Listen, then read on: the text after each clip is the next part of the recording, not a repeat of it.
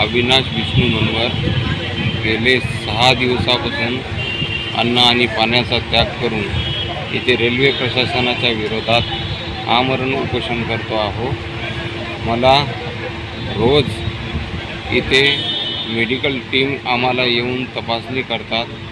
याचा अर्थ असा, जसे छत्रपती संभाजीराजांना प्रत्येक दिवसाला एक पार्ट काढून त्यांचा छळ करून त्यांचा मृत्यू केला होता, तशाच प्रकारे हे प्रशासन आमचासुद्धा प्रत्येक दिवसाला चाचणी करून हे कशा प्रकारे थोडे थोडे मरताय या गोष्टीची मात्र रोज हे दखल घेतात। पण आमचा घर परिवार संसार रस्त्यावर येईल याची काळजी कोणत्याही प्रशासकीय अधिकाऱ्याला किंवा इथल्या आमदार खासदार मंत्री आणि संसदेच्या कोणत्याही मोठ्या पद अधिकाऱ्याला नाही, असं माझं म्हणणं आहे की गेले 6 दिवस आमचे खूप अतोनात छळ करून आणि कोणताही ठराविक व्यक्ती आम्हाला भेट देऊन असं समाधानकारक उत्तर दिलेलं नाही।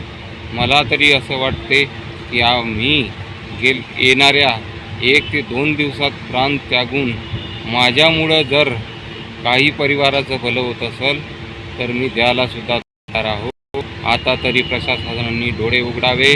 आता तरी या रेल्वे बोर्डाने आणि या सेंट्रल रेल्वे GM जनरल मॅनेजरने सुद्धा दखल घ्यावी अशी मी त्यांना करतो। आताही आम्ही कायद्याच्या चौकटीतच आमचं शांततेने आंदोलन पाळतोय। शेवटचे काही राहिलेले आम्ही अशी विनंती नाही तर मृतदेह उचलून आमच्या घरी पाठवावे लागेल, हे मात्र लक्षात ठेवावं लागेल तुम्हाला।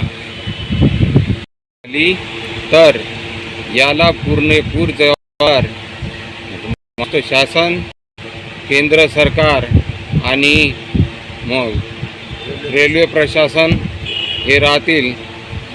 यांना जर लवकरात लवकर या गोष्टीची दखल घेतली नाही तर आमचा मृतदेह यांना घरी पाठवावा लागेल।